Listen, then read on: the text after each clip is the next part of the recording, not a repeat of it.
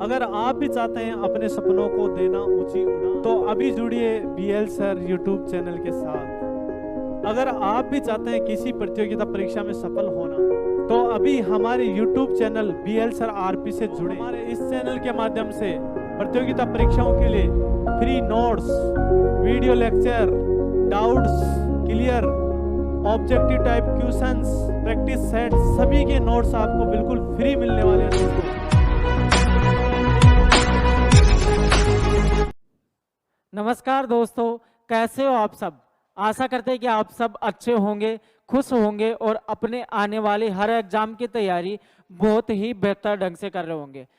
दोस्तों, कल की क्लास में हमने डिस्कस किया था कि इतिहास के बारे में जो जानकारी मिली थी वो धार्मिक ग्रंथ और वेदों में कहाँ से मिली थी, लेकिन हमने कल वेदों को डिस्कस नहीं किया था। आज की क्लास में हम डिस्कस करने वाले हैं वेदों को, ठीक है।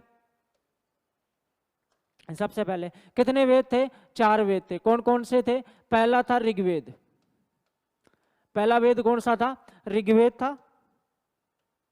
उसके बाद में दूसरा यजुर्वेद। यजुर्वेद। तीसरा वेद कौन सा था? सामवेद। और लास्ट था अर्थववेद।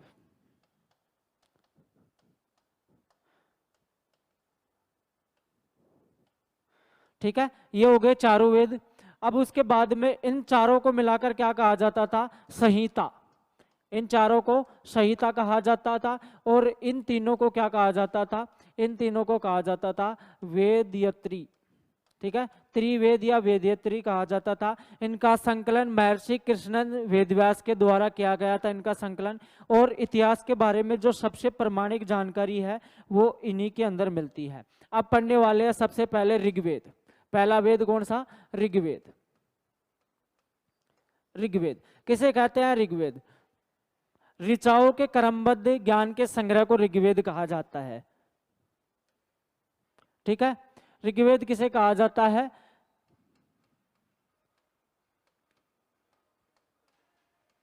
ऋचाओं के क्रमबद्ध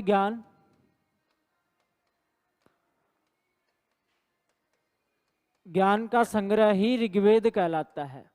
ठीक है, इनके ऋचाओं के क्रमबद्ध ज्ञान के संग्रह को क्या? ऋग्वेद कहते हैं। इसमें कितने मंडल थे? 10 मंडल।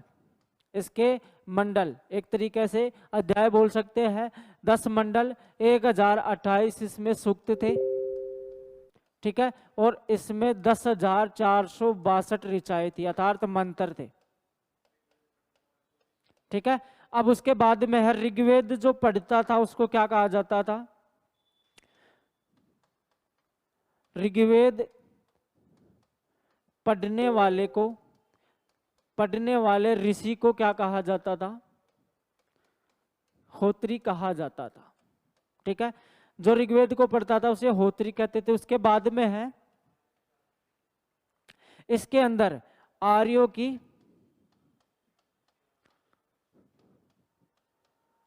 की राजनीतिक प्रणाली, आर्यों का इतिहास व ईश्वर महिमा का इसमें वर्णन मिलता है।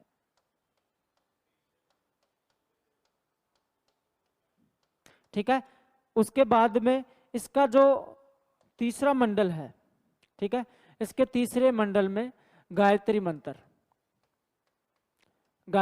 किस मंडल में मिलता है? तीसरे मंडल में मिलता है। ठीक है, तीसरे मंडल में मिलता है। सूर्य देवता सावित्री को समर्पित है। ठीक है, गायत्री मंत्र की रचना किसने की थी? विश्वामित्र द्वारा की गई थी।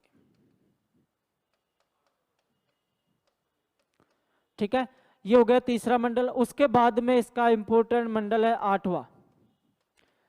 8वें मंडल में जो हस्तलिखित, हाथ से लिखित ऋचाएं थी। ठीक है, हस्तलिखित जो मंत्र, ऋचा या मंत्र थे उन्हें क्या कहा जाता है? खिल कहा जाता है। ठीक है, उसके बाद में इंपॉर्टेंट मंडल है इसका 9वां मंडल। ठीक है। 9वां जो मंडल था ये सोम देवता को समर्पित था। किसको समर्पित था? सोम देवता को समर्पित था। उसके बाद में 10वां मंडल, 10वें मंडल में वर्णित पुरुष सूक्त दिया गया है। वर्णित पुरुष सूक्त, ठीक है, या वर्ण भी हम इसको बोल सकते हैं। कौन कौन से थे? पहला था ब्राह्मण, दूसरा क्षत्रिय, तीसरा वर्ण कौन सा था? वैश्य, और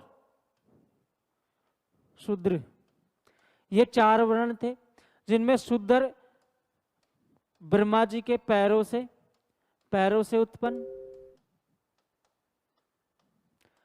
वैसे जंगाओं से,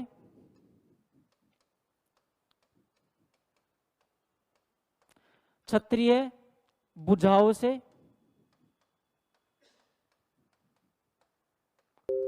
और ब्राह्मण इनके सिर से उत्पन्न माने गए। ठीक है। उसके बाद में इंपॉर्टेंट है कि ऋग्वेद में जो गाय को ऋग्वेद में क्या कहा गया है? अघन्या कहा गया है। ठीक है। उसके बाद में इंद्र के लिए, जो भगवान इंद्र है, इंद्र के लिए इसमें 250 और अग्नि के लिए 200 मंत्र है। ठीक है। अग्नि के लिए इसमें कितने मंत्र है? 200 मंत्र है। और इंपॉर्टेंट उसके बाद में है ऋग्वेद का जो फर्स्ट, पहला और 10वां मंडल, 10वां मंडल सबसे बाद में जोड़े गए हैं। सबसे बाद में कौन कौन से मंडल जोड़े गए हैं? पहला और 10वां मंडल। उसके बाद में ये जो है सबसे प्राचीन वेद की अगर बात की जाए तो कौन सा होगा? ऋग्वेद। तो ये हो गई ऋग्वेद के बारे में। उसके बाद में दूसरा वेद यजुर्वेद। दूसरा वेद कौन सा है? यजुर्वेद।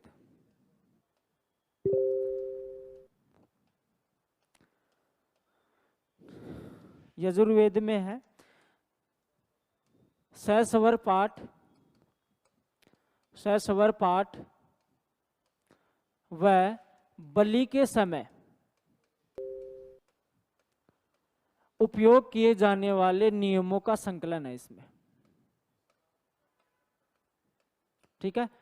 उसके बाद में इसका जो पाठ करता होता है, पढ़ने वाला ऋषि क्या कहलाता है? उदात्री।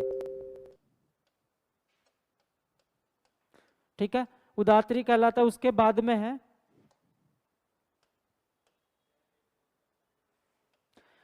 यह जो वेद है ना, इसको गद्य व पद्य दोनों में लिखा गया है। ठीक है। गद्य व पद्य दोनों में लिखा गया है।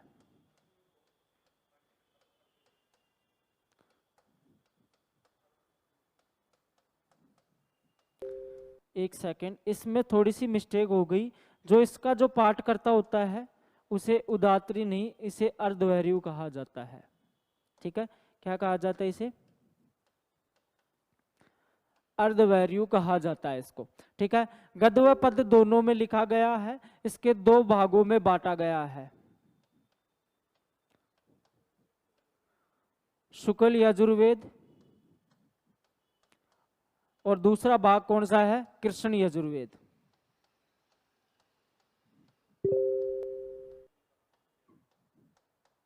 और इसी के साथ इसमें बलिदान की विधि का वर्णन किया गया है। बलिदान की विधि का वर्णन। ठीक है। और इसी के साथ इस वेद को कर्मकांडी वेद भी कहा जाता है।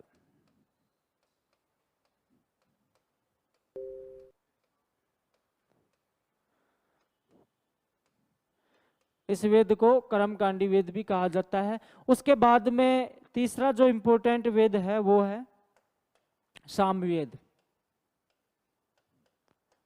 सामवेद, ठीक है। सामवेद में बात की जाए तो साम का मतलब होता है गान, ठीक है।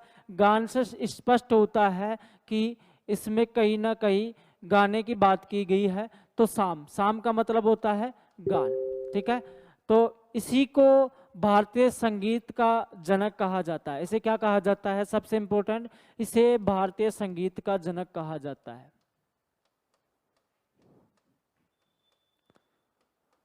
संगीत का जनक कहा जाता है।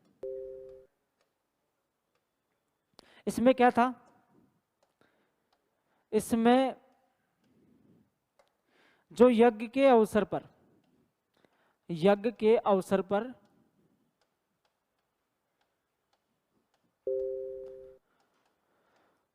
गाए जाने वाले मंत्रों का संकलन,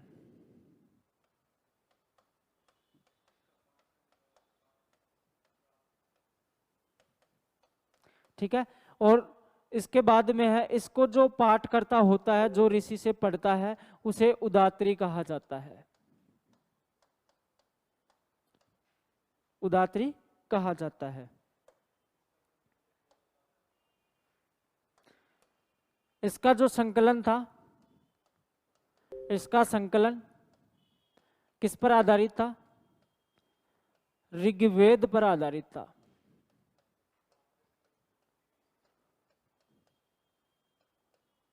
ठीक है। और इसी से क्या होती है? भारतीय संगीत की उत्पत्ति होती है। किससे? सामवेद से।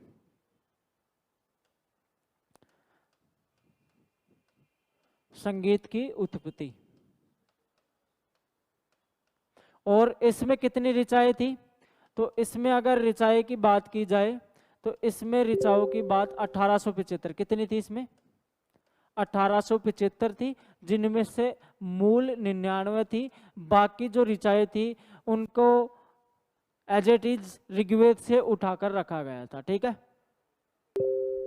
उसके बाद में 4 नंबर पे है अर्थवेद।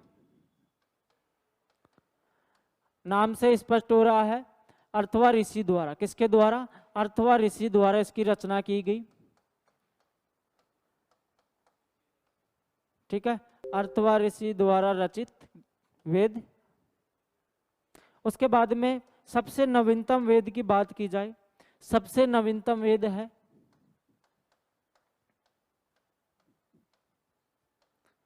सबसे नवीनतम वेद अर्थवेद। रोग निवारण,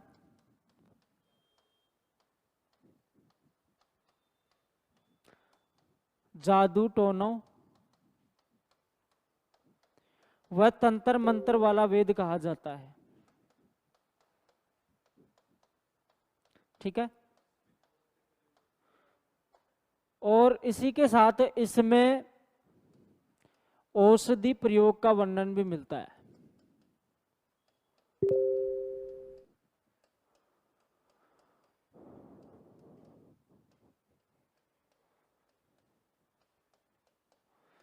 ठीक है। औषधि प्रयोग का वर्णन मिलता है। और इसमें मोस्ट क्या हो जाएगा? जो अर्थवेद है ना, अर्थवेद कन्याओं के जन्म की निंदा करता है।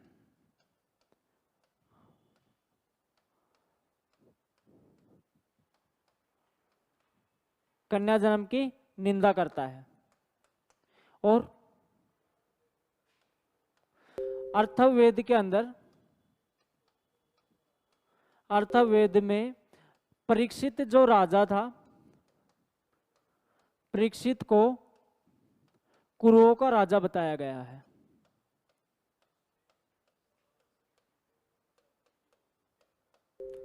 और इसी के साथ इसमें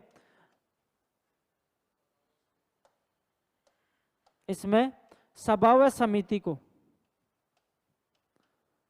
सभा व समिति को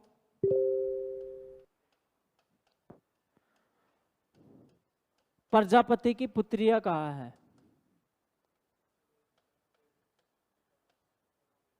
ठीक है। और अर्थवेद को ब्रह्मवेद भी कहा जाता है। अर्थवेद का उपनाम क्या हो गया? इसका दूसरा उपनाम क्या है? ब्रह्मावेद।